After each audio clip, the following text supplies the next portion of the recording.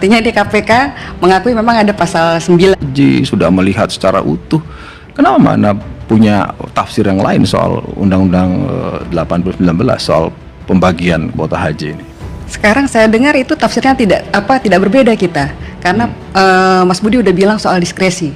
Artinya di KPK mengakui memang ada pasal 9 ya kan, bahwa memang boleh menteri itu menggunakan wewenang diskresi wewenang tidak diskresi berbeda itu. Tetapi bukan hanya di jumlahnya 8 tapi 50-50. Iya, tapi maksudnya ada diskresi itu boleh. Akhirnya kita bicara soal proses. Ya kan gitu. Nah, kalau kita bisa bicara soal proses pembagian kuota ini, kita juga harus balik lagi ke 2023. Nah, ini juga saya harus sampaikan, di 2023 itu kita mendapat kuota tambahan besarnya 8.000, dan ini hasil lobi Menteri Agama, yaitu Gus Yakut sendiri kepada Menteri Haji di sana, Haji Rabiah Taufik. Kalau 2023 ada tambahan 8.000. Ya, 8.000 itu hasil lobi antar kementerian. Waktu itu bagaimana dibaginya? Dibaginya itu kurang dari 8% untuk haji khusus.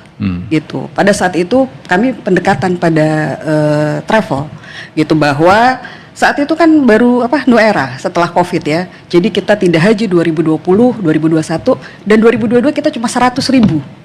Nah, sementara kita banyak sekali jamaah-jamaah haji yang lansia. Ya kan, yang dia sudah sudah menabung bertahun-tahun, dia harus pergi gitu kan, dia udah kan itu banyak sekali. Kalau haji reguler itu kan mereka bukan dengan mudah mengeluarkan uang.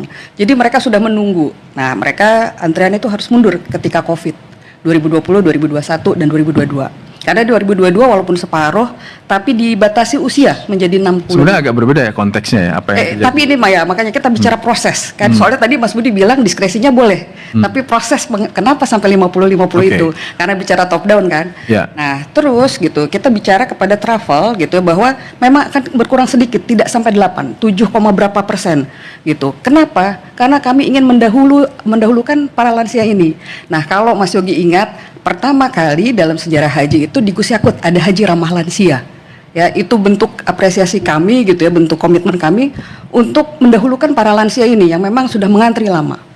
Gitu. Nah, pada 2023. Tapi di 2024 ya, di 2023 tidak ramah reguler karena antriannya ada 8.400. 2023 ini Pak Maman menyaksikan juga ada beberapa catatan DPR terhadap ini kan evaluasi ya Pak Yai ya gitu, di 2023 itu indeks kepuasan haji kita hanya 85 saja, 85,2 atau 0,4 saya lupa.